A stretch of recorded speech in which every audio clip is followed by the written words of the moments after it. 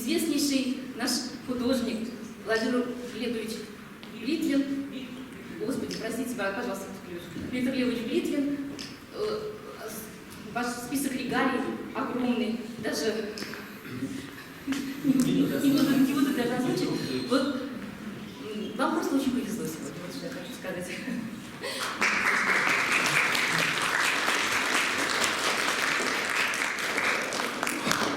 Здравствуйте, дорогие друзья. Простите, что мы так запоздали. Начинаем нашу встречу, а она начинается с опозданием на 10 минут. Ну, я надеюсь, что мы просто проведем ее по возможности быстро. Но я должен, конечно, рассказать немножечко о том, о чем мы, чем, собственно, должны заняться. Речь идет о таком виде искусства, который сейчас, ну, я бы так сказал, малоизвестен. Это малоизвестный вид искусства, отчасти потому, что мы все как-то изменили свое отношение к книге. К сожалению, это происходит. Наверное, вы все знаете, что сейчас молодые люди, в особенности, им больше нравится, наверное, чем читать, смотреть фильмы или, например, играть в игры и так далее. Вот. Чтение, к сожалению, становится менее привлекательным, а это очень жаль, потому что чтение как раз настолько воспитывает человека, настолько оно становится для человека незаменимой потребностью, что тот человек, который начинает читать, и читать начинает каждый день, он незаметно для себя меняется его мировосприятие и меняется его способ мышления. Это происходит по простой причине, потому что, когда мы читаем с вами книгу, мы переводим изображение букв, изображение слова, переводим в зрительный ряд, по сути дела. Вот, поэтому я вас всех призываю, даже тех, кто редко читает, редко кто берет книжки в руки, но я думаю, что эта аудитория как раз читающая, я надеюсь. Во всяком случае, потому что здесь я вижу большинство школьники сидят, правда? А раз школьники или студенты, значит, это люди, которые постоянно имеют дело с книгой, постоянно имеют дело с литературой, и это люди, которые всегда, по крайней мере, пока каждый день берут в руки книгу. Это, во-первых. Во-вторых, экслибрис – это такая штука, которой сейчас мало кто занимается, и она стала таким, я бы сказал, редчайшим видом искусства. И это очень жаль, потому что экслибрис – это вид искусства, который связан прежде всего с личными библиотеками, с возникновением такой вещи, как личная библиотека. Ведь наверняка у каждого из вас постепенно, не сразу, но составляется какая-то ваша личная библиотека. То есть книги, которые читаете только вы. Это раз. Второе, конечно, в доме, наверняка в доме у каждого из вас есть книги, которые читали родители, которые, может быть, читали бабушки, дедушки, и они сохраняются до сих пор. Наверняка есть книжные шкафы. Впрочем, я в этом не уверен. А вот интересно, у кого дома есть книжный шкаф с книжкой? Ну-ка, поднимите руки. О, довольно у многих людей. У многих людей есть книжки. А вы представляете, есть дома, где вообще нет книг. Их вообще нет. Вот удивительное дело. И люди, я думаю, что стоит пожалеть таких людей, у которых вообще нет книг. Вообще, был такой замечательный поэт Николай Гумилев, который делил людей на две категории. Это были читатели книг и читатели газет. проанализируйте, кто вы, читатели газет или читатели книг. Понимаете разницу, да? И кто ваши родители в данном случае? Читатели газет или читатели книг?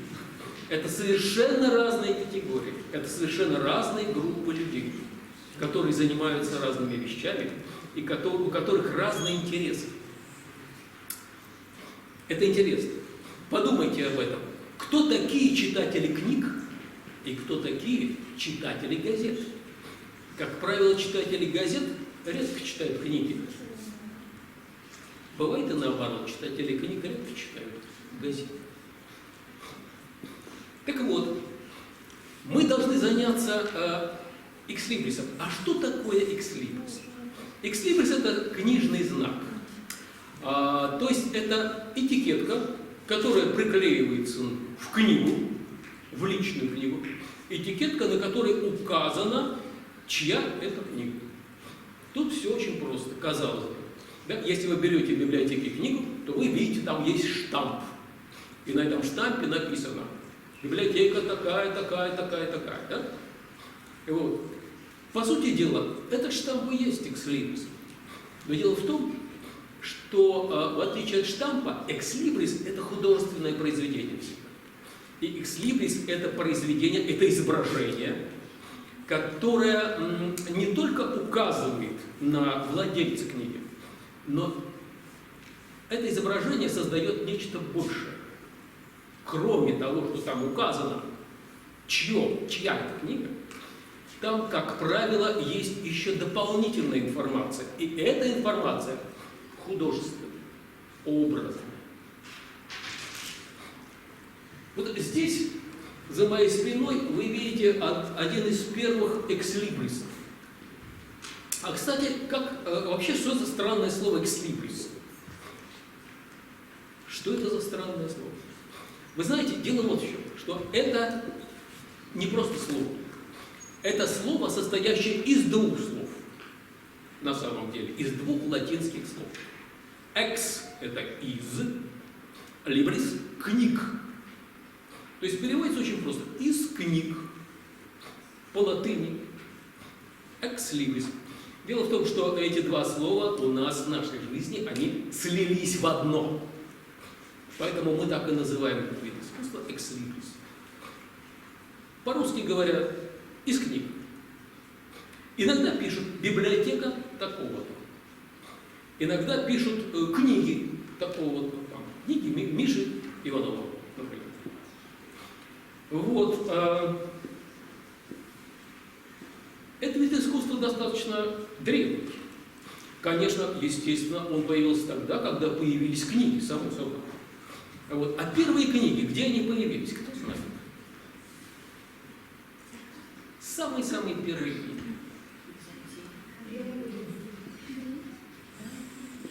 В каких местах? Ну, например, вот на Руси. В монастырях. В монастырях. Монастыри были первыми библиотеками. Там было сосредоточено самое главное богатство книжное. Там были рукописи. То есть это были не просто книги, это были книги, которые писались на пергаменте, специальными чернилами, специальными людьми, которые были обучены не только грамоте, но они были обучены и оформлению этих книг. Они рисовали красивые буквицы, они переписывали книги. Понятно, что тогда, в те времена, не было печатных станков, не было возможности книги размножать. И поэтому книги переписывали. Прямо сидели за столами монахи и переписывали книги по нескольку раз. Потом эти книги развозились по другим монастырям, и так постепенно книги расходились по всей стране. Так вот, это изображение, это один из первых экслибрисов. И что там такое написано, вряд ли кто-нибудь сейчас из вас сможет прочитать. А между тем, там обозначен владелец книги. Это особый особый род письма.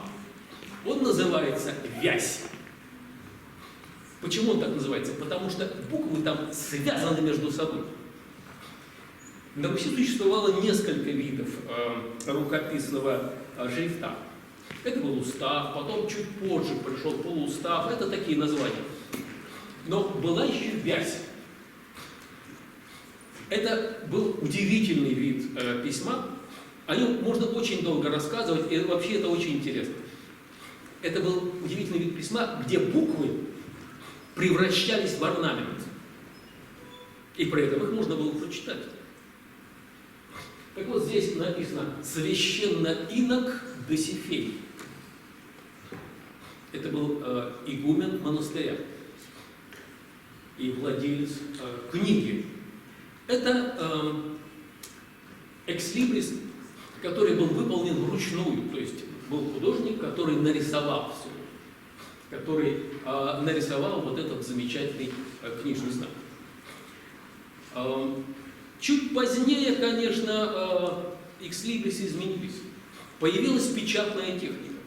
И библиотеки, скажем, в Европе, из монастырей и монашеских келий переселились во дворцы. И во дворцах, естественно, они были библиотеки принадлежностью этих дворцов, принадлежностью хозяев этих дворцов, князей, графов, королей. И тут изменились и книжные знаки. Так как же печатается экслибрис? Вот давайте. Вот, пожалуйста, экслибрис в книге. Если вы немножко знаете, как называются детали книги, то наверняка вы поймете, что сейчас я показываю вам титульный лист. Когда вы открываете книгу, перед вами титульный лист. На титульном листе указывается автор, название, издательство, год издания. И вот то, что вы видите написано внизу «Ex Libris». Видите, написано раздельно. Как «Ex из Libris» книги. «Ex Libris». И дальше имя владельца. Вот так примерно делались первые экслибрисы. Понятно, что книг много. Каждую книгу невозможно оформить так, чтобы на каждой книге был одинаковый знак. Поэтому люди придумали делать гравюру. В данном случае речь идет о гравюре, которая называется ксилография. Почему так называется? От греческого слова «ксилос». Ксилос – это древесина как материал. Ксилос – это гравюра на дереве.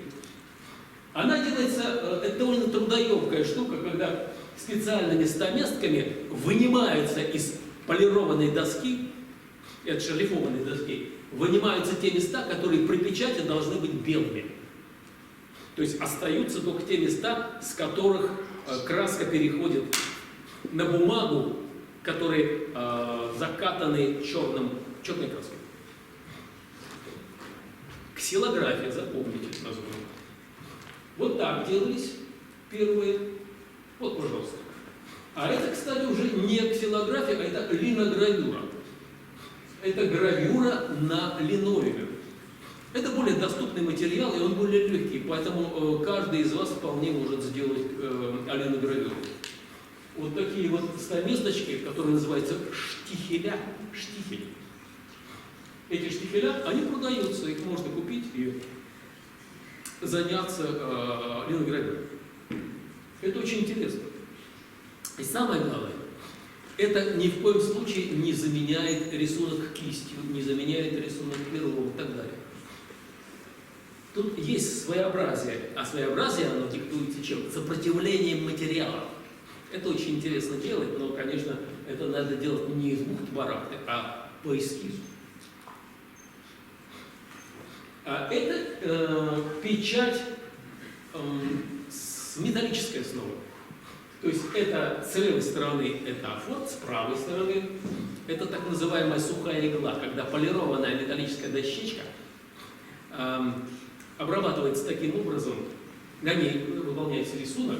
Афорт это методом травления в кислоте, а с правой стороны это непосредственное нанесение рисунка на полированную поверхность. А потом отпечатывается, то есть забивается краской, лишняя краска прямо ладошкой снимается и делается вот такой отпечаток. Вот вы видите внизу, слева, может быть, не очень четко видно, человек, печатник показывает доску и отпечаток. Понятно, что отпечаток будет зеркальный. Да? Чем отличить печать, вот такую вот, так называемую глубокую печать, от ксилографии? Очень просто. От печати с металлической доски всегда остается вот такое углубление. Это еще и потому, что печать производится на рыхлой бумаге и на увлажненной бумаге. Ой, это целая наука, это очень интересная наука. Так вот, вот так вот выглядит оттиск и доска, так называемая. Все печатающие поверхности называются досками. Металл это все равно доска. Вот. Или там даже резина. Вот что-то вроде вот такой печати происходит, смотрите. Вот. Это доска и отпечаток. Специальная, видите, такая дощечка с ручкой, чтобы можно было отпечатывать изображения. Вот они какие, смотрите, сколько их. Очень интересно. Куда, собственно, впечатывается изображение? Как правило, впечатывается в так называемый форзац. Форзац – это часть книги, которая соединяет обложку и книжный блок. Вот то, что вы читаете, это страницы, на которых напечатан текст. Напечатан текст, картинки и так далее. Это все книжный блок. Книжный блок защищен обложкой. Обложка, как правило, бывает твердая, картонная. На ней тоже бывают картинки и так далее. Но вот соединяют обложку и книжный блок такая страница двойная, которая называется форзац. Форзац. Иногда этот форзац бывает рисованный, там какие-то картинки бывают. Иногда бывает просто чистый. Так вот, когда он чистый, вот так вот отпечатывается на форзаце, отпечатывается экслибрис. Или из книг кого эта книга.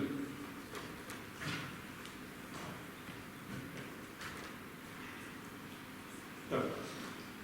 И вот первые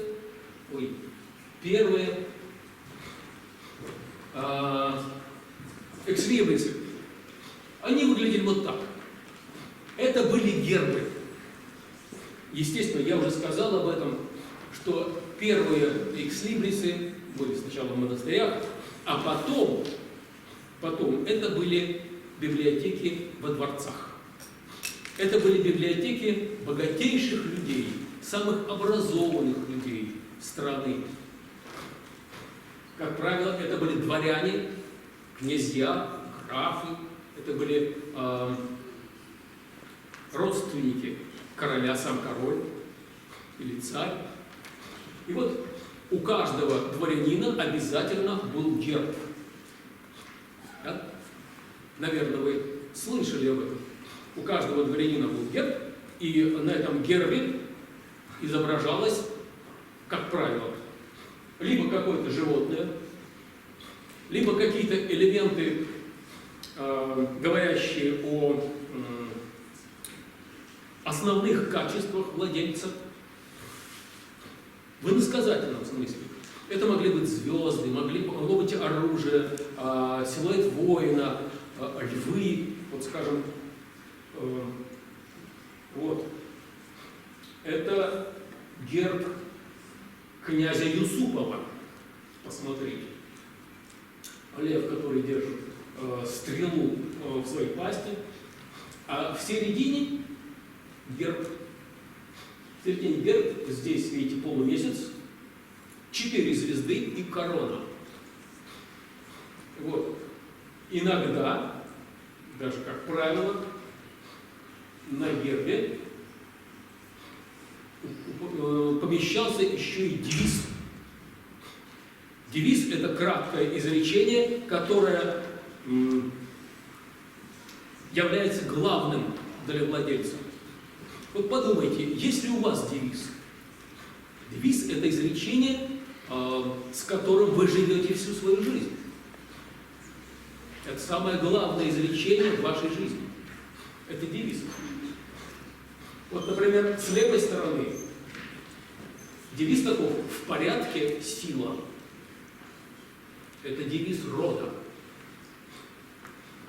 С правой стороны идем, куда ведет доблесть. Такой девиз у этой семьи. А интересно, какой девиз у вашей семьи? Подумайте. Есть он или нет? Это очень интересный вопрос, очень важный вопрос. Если в вашей семье есть девиз, это очень здорово. Это значит, у вас в вашей жизни, в жизни вашей семьи, вашего рода есть какая-то идея, к которой вы стремитесь. Однажды меня пригласил к себе один очень богатый человек. Очень богатый. Он занимался строительством. Ну, собственно говоря, меня пригласили к нему. Этот человек хотел, чтобы я сделал для него герб. И он сказал: вот я такой-такой, у меня вот столько есть денег, вот столько у меня здесь, значит, домов, я занимаюсь строительством, дети у меня за бугром уехали. Я сам, значит, здесь, у меня вот есть несколько домов загородных, дачек, и я хочу, чтобы они вернулись. И я хочу, чтобы у меня был герб, повесить его над воротами. Это будет наш фамильный герб. И он хотел, чтобы я его нарисовал этот герб. Поскольку я этого человека совсем не знал, совершенно, я начал его спрашивать о том, о сём, как он дошел до жизни такой, как ему удалось добиться такого успеха и так далее. А потом я спросил, а вот понятно, что на гербе должно быть какое-то изображение. Кто же там, по-вашему, должен быть изображен? Вот, какое животное или какое существо? Он подумал немножко и сказал: акула.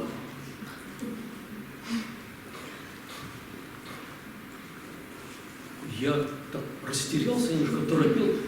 Говорю: почему акула? Потому что акула, сказал он, все время движется. Она все время движется, все время в движении, и она даже когда спит, она движется. Если она не будет двигаться, она утонет. Понятно? То есть он захотел, чтобы акула была изображена на его гербе. Он не подумал о том, что акула самая страшная, мерзкая, ужасная рыба, которую только можно себе представить. Которая жрет, извините за выражение, все, что попадает все время в глаза. В том числе она может покрышки съесть, укусить, какие-то банки и так далее. Все. Акула – это страшное животное. Страшная рыба. Это рыба. Вот. Я не стал заниматься его гербом, но вот, очень важно понять, кто же может быть на гербе у человека. Лев – это геральдическое животное, леопард – да, геральдическое, единорог и так далее. То есть есть целый ряд геральдических животных, которые помещаются на тот или иной герб. Звезда, да. Сабля у воина, конечно, может быть, или там шпага. Корона, да, это принадлежность к царскому роду и так далее. Так вот, после этого отступления небольшого. Я думаю, оно интересно будет для вас. Продолжим. Итак, это геральдические, или точнее гербовые экслибрисы. Ну вот еще целый ряд. Экслибрис Петра Разумовского, Петра Кирилловича, это очень известный вельможа. Воронцов, это тоже ряд, целый ряд блестящих деятелей, жемчужников. И с левой стороны тут и королевские экслибрисы и так далее. Тут все понятно. То есть, если вы живете во дворце, у вас огромная библиотека, вы заказываете такой экслибрис, и потом на каждую книгу вашей библиотеки ставится такой гербовый экслибрис. Другой род экслибрисов, так называемые вензелевые. Вензелевые экслибрисы. Это экслибрис, который включает в себя вензель. Что такое вензель? Это художественное изображение начальных букв имени и фамилии. Понятно, да? Вот на левом экслибрисе вы можете различить букву Е и букву Н. Причем, обратите внимание, Е здесь представлено в виде такого вьющегося растения, которое обвивает твердую букву М. С правой стороны, ну тут трудно бывает догадаться, тут Б и А есть, да, которые сплелись между собой. Ну, а внизу тут совсем просто. Ну, разумеется, для того, чтобы вензелевый экслибрис создать, надо очень хорошо владеть искусством шрифта. Вот еще несколько таких вот вензелевых экслибрисов. Понятно, что слева и справа это экслибрисы членов королевской, царской семьи. Вот, в середине это, значит, тоже вензелевые экслибрисы. Они были распространены в XIX веке. Очень. Вот еще один.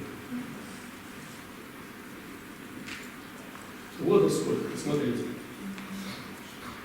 Иногда они оформлялись такие веночки, вот видите, есть веночки из лавровых листов, из значит, каких-то таких вот завитушек, но главным в этом экслибрисе является именно вот эта вот монограмма, называемая, да? Монограмма, то есть изображение, где буквы сплетаются между собой и составляют такой рисунок.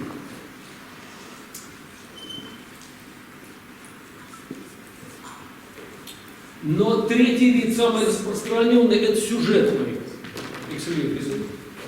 То есть экслибрис, где есть некий сюжет. Экслибрис, по которому мы с вами можем, проще говоря, рассказать какую-то маленькую историю. Что там происходит? Может мне кто-нибудь сказать? Что там происходит? Вот это очень интересная штука. Посмотрите, в этой лодке, которую, значит, которую управляет и которую движет вот такой вот ангелочек с крылышками, да? Дремлет вот такой старец с бородой, тоже с крыльями. Посмотрите, что у него в руках. Коса. А еще часы. Вот. Это изображение смерти. Да? Это божество смерти. Часы указывают на то, что ваши дни сочтены, а коса это уже и нет человека.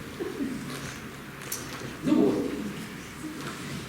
И можно рассказать о том, что это. Да? Можно рассказать о каждом персонаже, и можно в целом догадаться о смысле этой картины. Вот более простые вещи. Вот, например, в середине экслибрис советского космонавта Виктора Горбаткова. Это космонавт. Тут все понятно. Да? Как видите, здесь нету слова экслибрис, а здесь прям так и написано в книге Горбаткова. Или вот справа из книг Крылька. Что мы можем сказать об этих людях? Ну, понятно, что изображение в центре – это космос, да? Это человек, который всю свою жизнь отдал покорению космоса. Это один из первых советских космонавтов. А с правой стороны, посмотрите, как интересно, там старинные стяги, да, знамена старинные. Там какие-то копья, свеча горит, лежит перо. И это не просто книга, а это свиток. На таких свитках раньше писали. Не только письма, но и книги. Они были в начале, пока не научились сшивать пергаментные книги. Книги писались на свитках. Так вот, что мы можем сказать об этом человеке? Очевидно то, что он увлечен историей. Причем это не просто история, это русская история. Потому что здесь мы видим изображение русских стягов военных. С такими стягами войско шло всегда на врага. Тут были изображения святых, изображения каких-то тотемных животных. Внизу это свечка. Аж свечка – это символ чего? Давайте подумаем. Не только свет, да? Но это еще и символ того, что человек работает. Когда свечку он зажигает? Поздно, когда уже стемнело. И человек сидит и что-то такое пишет этим пером. То есть человек, который увлечен этим делом, который много времени тратит на это дело. Так вот, значит, по этому изображению, тут, правда, есть еще солнце восходящее, да, по этому изображению мы можем что-то, очень многое рассказать об этом человеке, правда? Очень много. Ну, левые экслибрисы, понятно, что наверху там две пчелки, которые собирают мед. А внизу это просто птичка какая-то, ну, птичка, которая изображена так, как ее изображали значит, в народном искусстве. Да? Это какая-то народная резьба, которая тоже может говорить о чем? О каких-то пристрастиях хозяина этой книги. То есть о чем он читает, в чем смысл его устремлений, в чем смысл, в чем главная идея его библиотеки.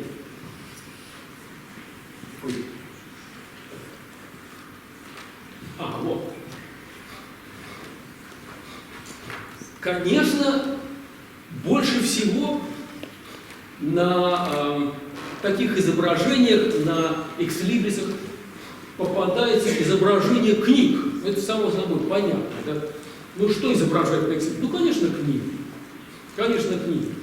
Но очень частый персонаж в этих изображениях – это сова. Давайте задумаемся над такой вещью. А что символизирует сова? Мудрость. Все как один ответили правильно. Это мудрость. Это мудрость. Сова почему-то стала символом мудрости. И здесь мы с вами выходим на такую очень важную тему, как символика. Что же О чем же тут надо сказать? Надо сказать о том, что для экслибриса очень важно найти вот этот символ. Символ, ну, в данном случае, если у нас с вами речь пойдет об экслибрисе вашей семьи, об экслибрисе вашей личной библиотеки, то это должен быть символ, по которому любой человек, который возьмет эту книгу, сразу поймет, а в чем же, что же является главным в вашей жизни. И что для вас книги? Чем они являются? Что такое для вас книга? И здесь очень важно, чтобы был именно символ. Символ. Ну, понятно, слова символ мудрости. Причем, кстати, обратите внимание, на всех 5 экслибрисах изображена сова, но посмотрите, как по-разному она изображена. Начиная от самых реалистичных, скажем так, изображений, вот, например, там, внизу или там внизу с левой стороны, с правой стороны, да даже справа наверху, это достаточно реалистичное изображение. До совершенно условного изображения, например, слева наверху. Очень условно, но мы сможем с вами все равно прочесть это изображение, правда? То есть мы сразу понимаем, что речь идет именно о сове. Не о ласточке, не о голубе, о сове. Значит, какие-то основные черты этой птицы художнику удалось показать. Это символ. Так вот, я хочу сказать о том, что в экслибрисах мы обязательно должны решить этот вопрос. Вопрос символики. А много ли вы знаете символов? Вот сова, понятно, символ мудрости. Да? Хорошо. А, например, не знаю, лев.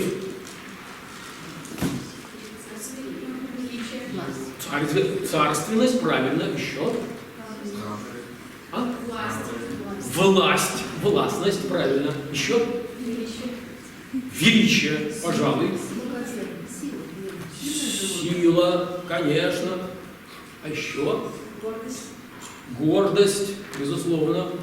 Лев гордый, сильный, властный, царственный. Правильно?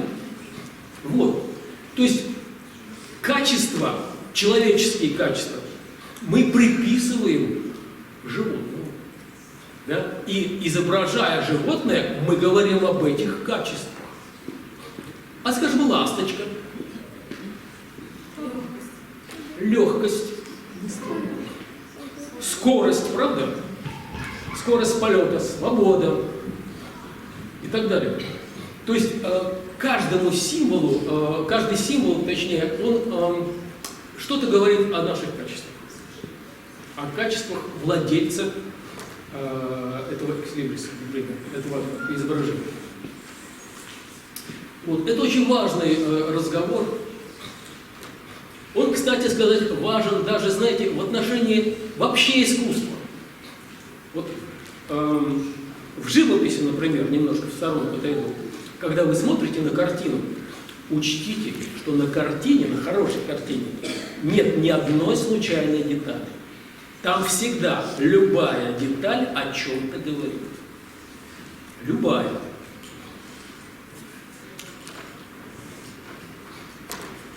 Ну, например, я приведу пример. Например, вот мне студенты иногда приносят композицию. Вот студент говорит, я хочу изобразить, самая распространенная тема такая, одиночество. Ну, понятно, что когда мы с вами растем, и когда понимаем, что кто-то нас не принимает, да, или не понимает нас, мы чувствуем одиночество свое. Вот и одиночество. И он изображает, значит, кровать, и на кровати сидит девочка. Я говорю, так, вы не учитываете того, что такое кровать, символ чего? Это сон, да? Это отдых, это болезнь, да? При чем здесь? В данном случае кровать. Что девочка болеет? Нет. Спит? Нет. То есть поймите, что вот в любом изображении, в любой картине очень важен вот этот вот символический ряд. Картина может быть вполне реалистична, вполне, да? Но отбор деталей очень важен.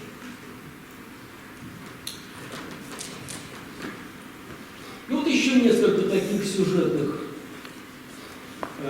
экслибрисов. В середине экслибрис замечательного художника и гравера Станислава Никиреева.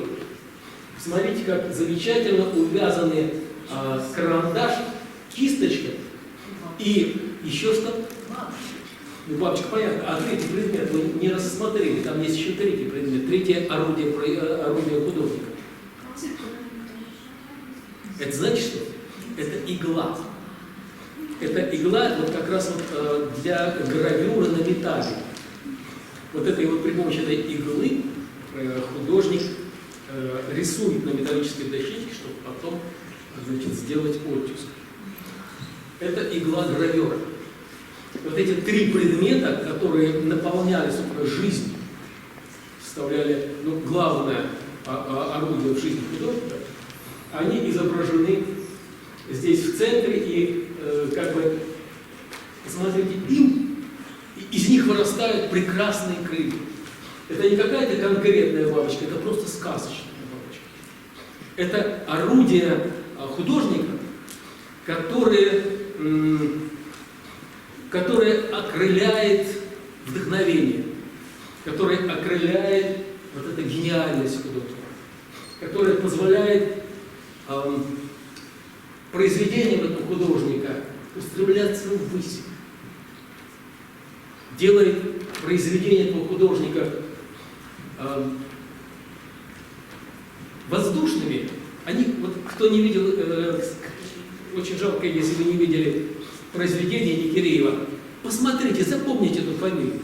У него изумительные пейзажи, они воздушные, легкие, прекрасные пейзажи. Посмотрите, как обязательно. И вот видите, какой сделан для него экслибрис.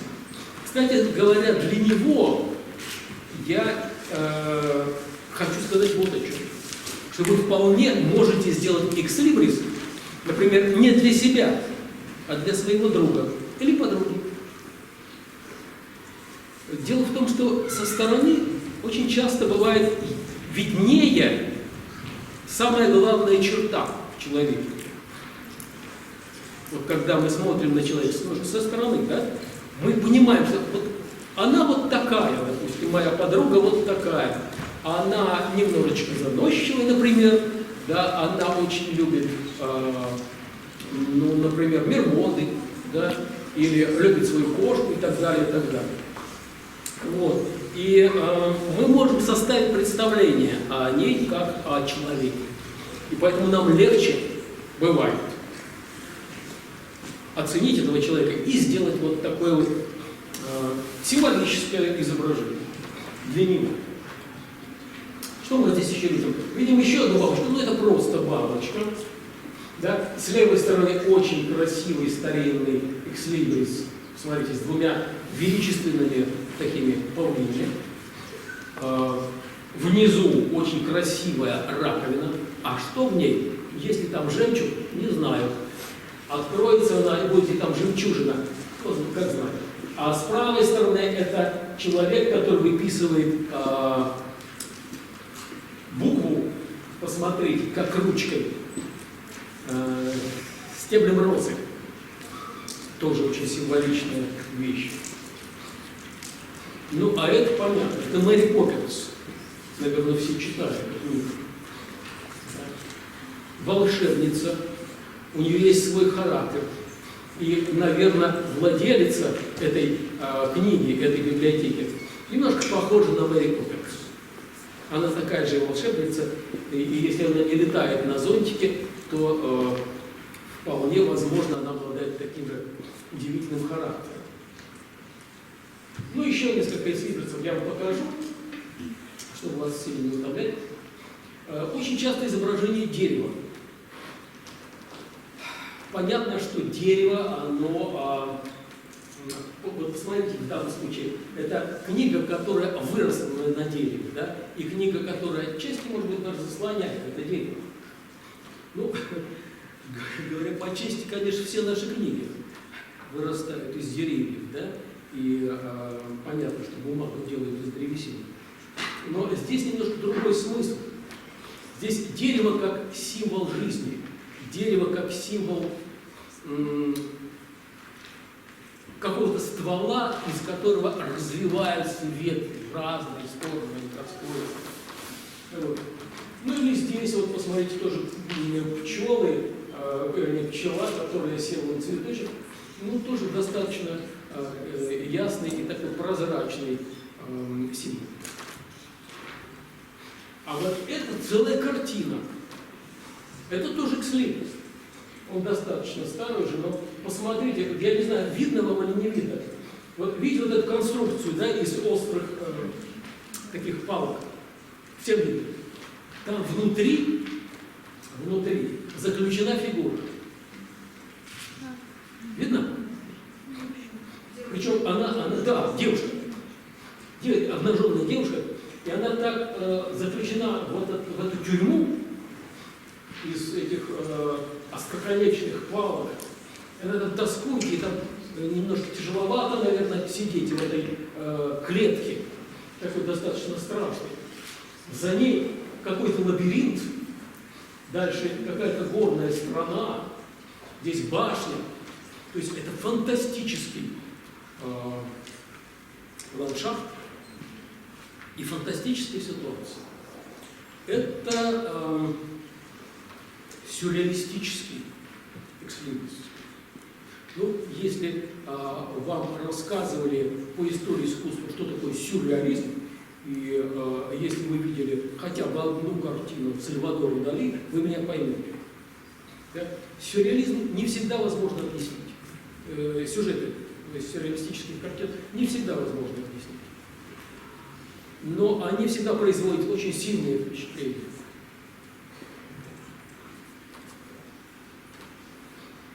А вот это совсем другое настроение.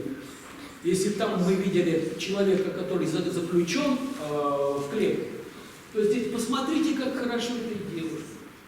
Она в корзине, наполненной цветами. А? Хорошо? Хорошо. И, наверное, здесь она получает удовольствие не только от того, что ей мягко, удобно, приятно сидеть в этой корзине, и, наверное, и запах приятный вот этих цветов, но она еще и читает, она получает удовольствие от этого чтения и от того, где она находится. А это, посмотрите, какой интересный символ. Этот экслибрис такой, ну, немножко, я бы сказал, самокритичный. Правда? Посмотрите. Кем изображается владелец библиотеки? Ослик. Да? Это ослик, который нагружен книгами. Ему тяжело, посмотрите, как его там привязали. И он идет, несет эту ношу. Вот. Но там есть еще одна деталь, которая говорит нам о занятиях этого владельца. Конечно.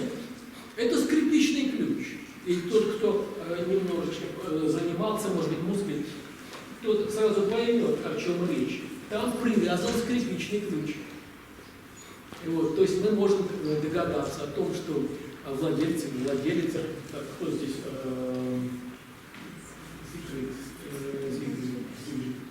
Ханс und нет, Ханс, это мужчина должен быть. И вот, это музыкант. Так. А это кто же здесь, посмотрите, изображен с этой книгой? Это тоже очень интересный сюжет. Очень интересный. Наполовину это человек, а наполовину Пегас. Это Пегас, это конь поэтического вдохновения. Вот что такое Пегас. Так? То есть поэт, когда начинает сочинять стихи, он вскакивает на Пегаса, и Пегас на своих крыльях взлетает в воздух, и все, поэт уже не на земле, он где-то там значит, в небе. Он весь во власти вдохновения, он начинает сочинять стихи. Вот это Пегас. Значит, понятно, что это человек, который не просто читает, не просто увлекается чтением, но он еще и творец, он еще и поэт. Ну, тут просто забавное изображение, когда вот видите, эту книжку держит очень забавная, такая приятная собачка. Может быть, это песик, который живет у хозяина библиотеки, и его любимец. А здесь такая камбала, который оба глаза, видите, смотрят наверх, да, и она лежит все время на дне. Это тоже своего рода символ, правда? Такая рыба, то есть это не акула, а это вот такая камбала, которая лежит на дне. Ну и, конечно, любимцы всеобщие это кошки. Уж кошек на экслибрисах просто очень много. Очень много. И тоже я хочу, чтобы вы обратили внимание на то, как по-разному здесь изображаются. Если с правой стороны мы видим реалистическую кошку, да, вполне она такая, как живая, то с левой стороны эта кошка условная, она изображена в стиле старых росписей, народных росписей. И как видите, здесь даже нет надписи из книг, библиотек и так далее. Просто буквы, начальные буквы вашего имени.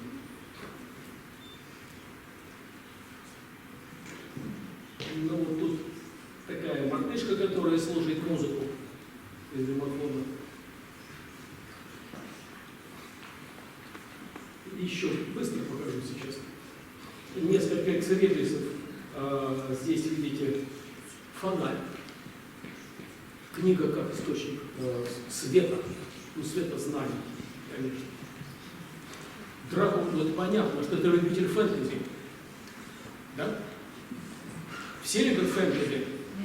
Или есть кто-то, кто не любит фэнтези? Не все любят фэнтези. Уже прошло это, да? Ну ладно. Ну, во всяком случае, драконы, наверное, у многих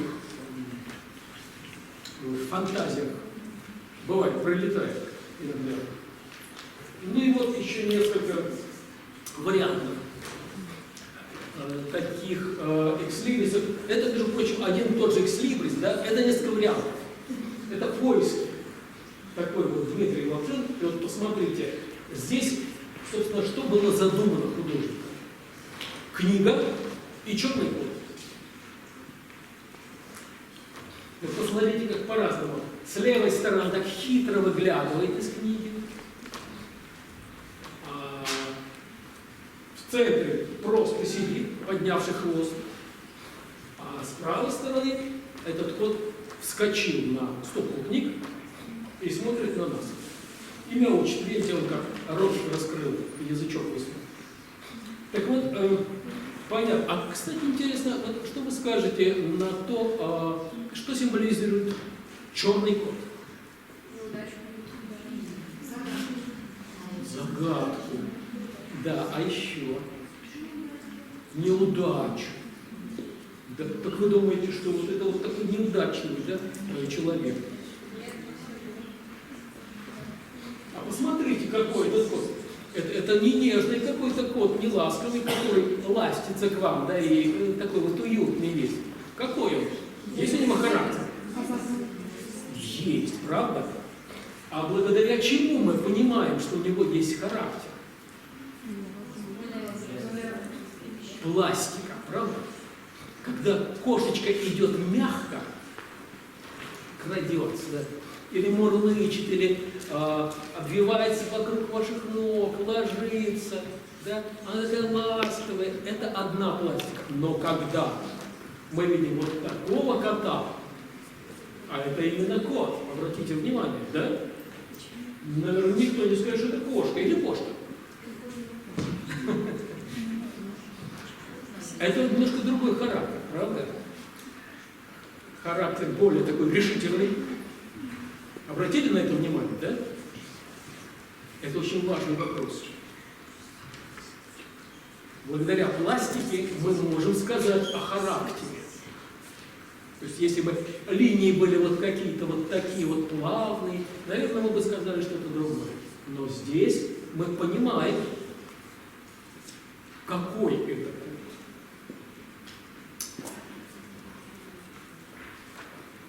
Хочу сказать вот о чем. Что, конечно, сегодня вам, многим из вас, раздали листочки для того, чтобы вы начинали делать экскурсии. Я понимаю, что это невозможно. Прекрасно. Поэтому будет домашнее задание. С теми, кто захочет встретиться еще раз, мы еще раз встретимся. На втором занятии я буду обязательно смотреть ваши эскизы. Я буду смотреть ваши эскизы, их критиковать или выбирать лучшие. Лучше, если у вас будет несколько эскизов. Надо будет сделать эскиз экслибриса вашей семьи или ваш личный экслибрис для вашей личной библиотеки. Ведь у каждого из вас, каждый из вас уже сформировывается своя личная библиотечка. Пусть этих книг пока еще немного, может быть, с десяток, может быть, даже меньше. Но это ваша личная библиотека, и каждая книжка может быть уже помечена вашим экслибрисом. Вот. Тут надо подумать. Поэтому я уж даже не надеюсь, что у кого-то сейчас уже есть какая-то мысль. Надо подумать над этим. Подумайте, пожалуйста. Надо подумать и решить, а что же составляет главное в вашей библиотеке. Может быть, вам нравится, ну, например, я не знаю, там, садоводство. Или, может быть, вам нравится вышивать. Или, может быть, вам нравится что-то конструировать. Или, может быть, вы занимаетесь спортом. Или, может быть, вам нравится искусство. И вы хотите посвятить свою жизнь искусству. Что же будет главным? Это одно, это деятельность. А с другой стороны, что является главным в вашем характере? Вы смелый, решительный, или, может быть, вы нежный, или, может быть, вы нерешительный. Вот что главное в вашей жизни, в вашем характере? Это тоже может быть как-то отражено, в том числе средствами, о которых мы говорили в начале. Помните, мы говорили о том, какие разные качества символизируют разные животные, разные птицы. Иногда так проще выразить черты характера. Вот об этом хотелось бы вас попросить, дорогие друзья. Я надеюсь, что в следующий раз, когда мы с вами встретимся, у кого-то из вас уже будут какие-то эскизы, которые мы обсудим. И вы сможете сделать замечательные экслибрисы своей семьи, свои собственные экслибрисы, которые примут участие в конкурсе. И будем надеяться, что займут какие-то очень важные места, а потом их можно будет реализовать. Можно будет на основе этих эскизов сделать гравюру, отпечатать и, как говорится, сделать тираж для вашей маленькой библиотеки. Ну вот, если у вас какие-то вопросы. А у вас самого есть экслибрис? У меня нет экслибриса, вы знаете, я задумался об этом. Вот когда меня попросили об этом рассказать, я спросил себя: так, Виктор Глебович, а у тебя есть экслибрис? Я сказал: нет. И я подумал, а что это может быть? И я нашел очень простой ответ. Ну, у меня очень простой будет экслибрис, если я сделаю его. У меня большая библиотека, довольно большая. У меня много книг. У меня в кабинете вся стена занята книжным шкафом. Там много-много разных книг. И в другой комнате у меня тоже стоит 3 шкафа полных книг. Среди них очень много книг, которые я собирал для работы, для того, чтобы... А я художник-иллюстратор. Да? И мне очень многие вещи нужны бывают. Для чего? Для того, чтобы, ну, как иллюстратор, например, узнать, ну, например, на каких повозках ездили в 16 веке. Или каким оружием сражались, например, древнерусские воины. Или как одевались пираты в 17 веке. Или какие были корабли. И поэтому я собирал книги, посвященные истории материальной культуры. Это раз. Второе, есть множество книг, которые я иллюстрирую. То есть это часть моей работы. И поэтому я подумал, если я буду делать экслибрус, это будет книга, в которой в качестве закладок положены кисточка и карандаш. Наверное, и все. Действительно, это будут закладки. Что тут? Открыл, а вот они. То есть предметы моего труда. Так что тут у меня, наверное, будет все просто. Так, еще есть вопросы? Вопрос нет. Все понятно из того, что я сказал? Все готовы сделать экслибрис? Хорошо, молодцы. Спасибо вам за внимание.